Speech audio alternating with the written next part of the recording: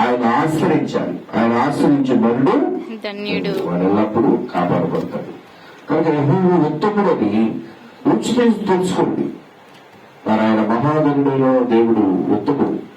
మన కొరకు సర్వం పెట్టే దేవుడు, ప్రాణం పెట్టిన దేవుడు, కలుగులో రక్తం కార్చిన దేవుడు. మరి మన కొరకు 357గా సమాధిని జయించిన దేవుడు.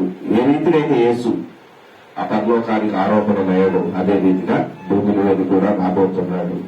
ఆయన రాకడ సమీపంలో ఉంది. ఎవరైతే సిద్ధపడతాడో వాడు మాత్రమే దేవుని వెంబడిస్తాడు. దేవుడు వెంబడించిన వాడు ఆయన చూడవాడు కాదు, వాడు ఉగ్రత పాలవుతాడని కూడా బైబిల్ చెప్తుంది. కనుక మనం చాలా జాగ్రత్తగా దేవుని ప్రేమను, ఆయన మహిమను, ఆయన ప్రభావం కూడా మనం తెలుసుకోవాలి. మొదటి యోహాను రాసిన పత్రిక 4వ అధ్యాయము 16వ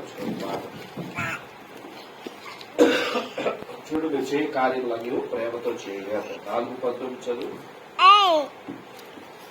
4:19. ఆయన మొదట మనల్ని ప్రేమించిన గనక మనము ప్రేమించున్నాము.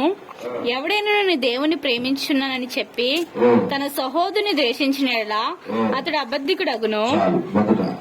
ఆయనే మొదట మనల్ని ప్రేమించిన కనుక మనము ఆయన్ని ప్రేమించున్నాము. ఎవరు ప్రేమించారంటే మొట్టమొదట దేవుడు యేసయ్యే మన కొరకు ప్రేమమయుడే ప్రేమించాడు. ఆయనే మొదట మనలను ప్రేమించాడు కనుక మనము ప్రేమించున్నాము.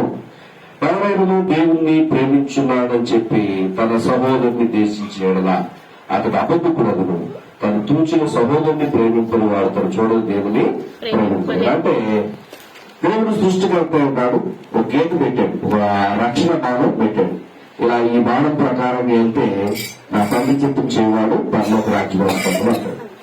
ఆ గేటు దాటి సిలువను దాటి యువతలకు వచ్చావు అనుకోండి, ఏమైపోతాడు? సిలువను దాటి యువతలకు వస్తే నశించిపోతాం. సిలువను దాటి మన యువతలకి రాకూడదు. సిలువను ఆశ్రయించుకొని ఆయన కుమారుని పంపించాడు. మనకు దేవుడు చాలా మంచివాడు. సమస్త ఆధిపత్యం కంటే, అధికారం కంటే గొప్పవాడు. మొట్టమొదటి ఆయన ఎలా ఉండేవాడంటే